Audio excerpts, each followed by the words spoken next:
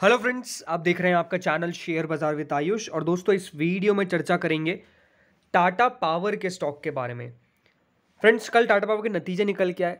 नतीजे definitely front side पे बढ़िया आते हुए देखने को मिले, बट मार्जिन्स के एक्सट्रीम प्रेशर के कारण आज स्टॉक आपको 4% तक फिसलता हुआ देखने को मिला।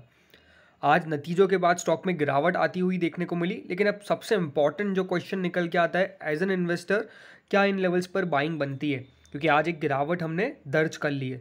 तो डेफिनेटली इस वीडियो में बात करेंगे टाटा पावर के ऊपर, टारगेट्स के ऊपर। वीडियो काफ़ी इंपॉर्टेंट होगा, तो ज़रूर पूरा देखिएगा। अगर आप पहली बार जुड़े हैं तो चैनल को ज़रूर सब्सक्राइब कर लीजिएगा, और अगर आपको ये वीडियो बढ़िया लगे तो वीडियो को लाइक करके आप ज़रूर जाइएगा। सो फ्रेंड्स, आज टाटा पावर करीबन 8 रुपये 10 पैसे गिरता हुआ देखने को मिला। 3.58% की बड़ी गिरावट हमने दर्ज कर ली है।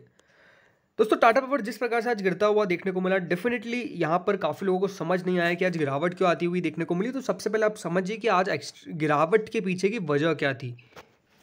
तो देखिए, यहाँ पर भी जो रिपोर्ट छुपी है उसमें साफ साफ क्या लिखा हुआ है, Tata power stock falls 5% intraday despite strong Q1 earnings. देखिए, अगर आप स्क्रीन पे देखते हैं, जैसे कि यहाँ पे कल कंपनी का जो देखिए रिजल्ट आता हुआ देखने को मिला, उसमें साफ साफ दिखा कि 800 करोड़ रुपए का कंपनी का मुनाफा आता हुआ देखने को मिला। लेकिन दोस्तों, वो जो PAT का फिगर था उसके पीछे भी बहुत सारी चीज़ें थी जो मैंने आपको कल वीडियो में बताई थी, जब Q1 का यहाँ पे रिजल्ट का एनालिसिस किया था कि ओवरऑल कंपनी देखा जाए तो अगर आप यहाँ पे टोटल इनकम जो कंपनी की है और टोटल यहाँ पर जो कंपनी का एक्सपेंस है उसको अगर माइनस कर देते हैं तो कंपनी टोटल यहाँ पर 21 करोड़ रुपीज़ के लॉस में है। 21 करोड़ के लॉस में आपको कंपनी आती हुई देखने को मिल रही थी। लेकिन क्योंकि PAT के अंदर बहुत सारी चीज़ें ऐड होती है, PAT के अंदर दोस्तों कोई भी कंपनी के प्रॉफिट आफ्टर टैक्स, देखिए प्रॉफिट बिफोर टैक्स इंपॉर्टेंट इसलिए हो जाता है बहुत बार, बिकॉज PBT होता है कि यहाँ पर कंपनी किस प्रकार से प्रदर्शन किया है on basis of income and expense. लेकिन PAT में बहुत सारी चीज़ें ऐड अप हो जाती है, जिसके कारण दोस्तों PAT का जो फिगर आता हुआ देखने को मिलता है वो डिफरेंट होता है। भले इस PAT में आपको टैक्स भी लगता हुआ देखने को मिलता है, लेकिन अगर कोई कंपनी की अदर इनकम है या फिर कंपनी के कोई सब्सिडरी से इनकम आती हुई देखने को मिली तो उसका भी ऐड अप होता है। तो वो एक मेजर पॉइंट है। अब यहाँ पर जैसे मैंने कहा कि देखिए स्टॉक गिरता हुआ देखने को मिला, और यहाँ पर गिरावट जो आती हुई देखने को मिली, इसके पीछे की वजह क्या है। सी कंपनी का जो कंसोलिडेटेड EBITDA है वो फॉल करा है 258 करोड़ पे, जो यहाँ पर 2107 करोड़ था। अगर यहाँ पर बात करते हैं कि जिस प्रकार से नंबर्स निकल के आए, तो इसमें एज सच सबसे बड़ा दिक्कत क्या पर आता हुआ देखने को मिला, तो देखिए वो था कंपनी का ऑपरेटिंग प्रॉफिट। कंपनी का ऑपरेटिंग प्रॉफिट जो है वो 223 करोड़ से फेल कर गया और आता हुआ देखने को मिला 1964 करोड़ रुपए, जो पहले 2187 करोड़ था। 1964 करोड़ यहाँ पे आपको आता हुआ देखने को मिला है।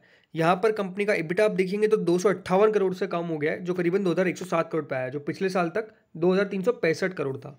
तो अगर आप कंपनी का operating income, operating profit, operating consolidated EBITDA अगर देख रहे हैं, तो साफ साफ दोस्तों यहाँ पे नंबर्स आपको क्लियर दिखेंगे कि कंपनी का EBITDA इतने से फॉल किया है, कंपनी का प्रॉफिट इतने से फॉल किया है। ये इंपॉर्टेंट बात है।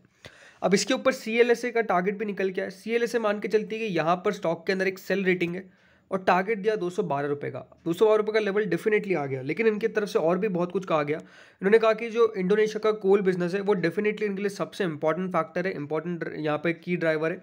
उन्होंने ये भी कहा कि अगर इंजीनियरिंग, प्रोक्योरमेंट, कंस्ट्रक्शन, जो EPC का बिजनेस होता है पूरा, उसको अगर देखा जाए तो जो सोलार और कंस्ट्रक्शन का बिजनेस है उसके अंदर लगातार लॉसेस कंपनी को आते हुए देखने को मिल रहे हैं। ये भी कहा कि जो एक अनहेज फॉरेक्स एक्सपोजर है कंपनी का, एग्रेसिव बिड्स, ये भी एक दिक्कत है।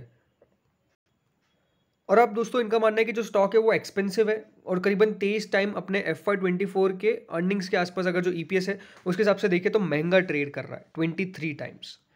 सो ये जैसे ही देखिए रिपोर्ट्स निकल के आई, इंपॉर्टेंटली स्टॉक आज गिरता हुआ देखने को मिला, बिकॉज कंपनी का EBITDA भी आपको कम होता हुआ देखने को मिला। कंपनी के मार्जिन्स 28% से फेल कर गए, और मार्जिन्स दोस्तों अगर इतने गिरते हुए देखने को मिलेंगे तो वो डेफिनेटली हेल्दी नहीं है किसी भी कंपनी के लिए।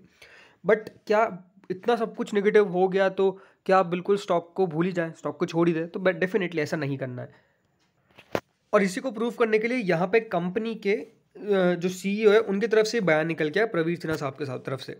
क्या कहा Praveer Sinha on why expect substantial growth in Tata power in coming quarters. So important क्या है जो देखिए उनकी तरफ से कहा गया, उन्होंने कहा कि हमारे पास ह्यूज प्लान है। हमारा जो कैपिटल एक्सपेंडिचर है वो करीबन 14,000 करोड़ रुपीस का आपको देखने को मिलने वाला है। उन्होंने ये भी कहा कि out of which majority nearly 10,000 crore goes for our renewable business. सी कंपनी का रिन्यूएबल बिजनेस बढ़िया कर रहा है, इसमें कोई डाउट नहीं है।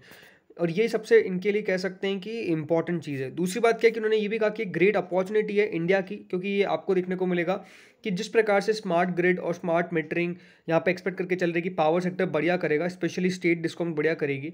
इससे जो यहाँ पे कह सकते हैं in terms of management services एक बहुत ज़्यादा पैसा आता हुआ देखने को मिलेगा, इन्वेस्टमेंट भी आता हुआ देखने को मिलेगा, ये उनकी तरफ से साफ साफ कहा गया है। सो ओवरऑल उनसे पूछा गया कि Q4 नंबर्स पे एक सॉलिड रियलाइजेशन अगर आपसे पूछा जाए कि जो कोल बिजनेस है वो आपके लिए क्या कंसर्न है, उनसे ये भी पूछा गया कि आपका आउटलुक बताइए कोल बिजनेस के ऊपर over the couple of next quarters. So उन्होंने ये भी साफ साफ कहा कि डेफिनेटली सॉलिड नंबर्स आते हुए देखने को नहीं मिले हैं कोल बिजनेस के अंदर, और जो भी एग्जिस्टिंग ऑपरेशंस यहाँ पर बिजनेसेस के अंदर चलते हुए देखने को मिल रहे हैं। उन्होंने कहा कि पावर जनरेशन के नंबर्स बेटर आते हुए देखने को मिले, कंपनी का जो T&D है यानी ट्रांसमिशन एंड डिस्ट्रीब्यूशन का बिजनेस वो भी ठीक ठाक करता हुआ देखने को मिला है, और रिन्यूएबल्स भी काफ़ी बढ़िया करता हुआ देखने को मिल रहा है। लेकिन ओवरऑल साफ बात है कि हाँ, अब कोल के ऊपर ज़्यादा फोकस नहीं करेंगे, कोल को धीरे धीरे करके साइडलाइन हो जाएगा, ये चिंता मत करिए, साइडलाइन होगा। याद रखिएगा ये 11वां ऐसा कंसेक्यूटिव क्वार्टर है जहाँ पे कंपनी का जो PAT है वहाँ पे ग्रोथ आई है। भले उन्होंने ये भी कहा कि we expected to continue because the operations have stabilised, ये भी बहुत इंपॉर्टेंट बात है। जो देखिए हर चीज़ नेगेटिव अगर आपको दिखाई जाएगी तो वो नेगेटिव ही दिखेगा, कुछ पॉजिटिव्स भी है जो साफ साफ कंपनी के CEO की तरफ से कहा गया है।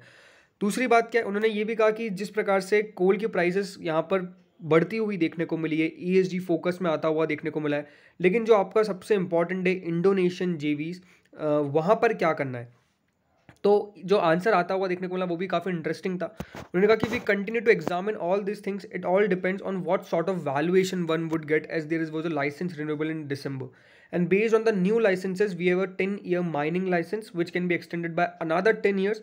All our coal operations are going well, all at the right time we will look at the opportunity but this is something that we keep on observing and monitoring on a regular basis. देखिए company कोल के business के ऊपर साफ बात है कि हाँ, इतना ज़्यादा आपको स्ट्रांगली नहीं कह सकती कि बहुत बढ़िया करेगा। ये एक ज़रूर कह रही है कि हाँ ग्रोथ दिख सकती, यहाँ पर ग्रोथ दिख सकती है, बढ़िया करता हुआ देखने को मिल सकता है, बट ये कोई नहीं कहेगा कि हाँ बहुत बढ़िया करने वाला है आने वाले 10 से 20 साल के अंदर, बिकॉज किसी को नहीं पता कि कोल कब खत्म हो जाएगा, राइट। सो ये बहुत इंपॉर्टेंट चीज़ है।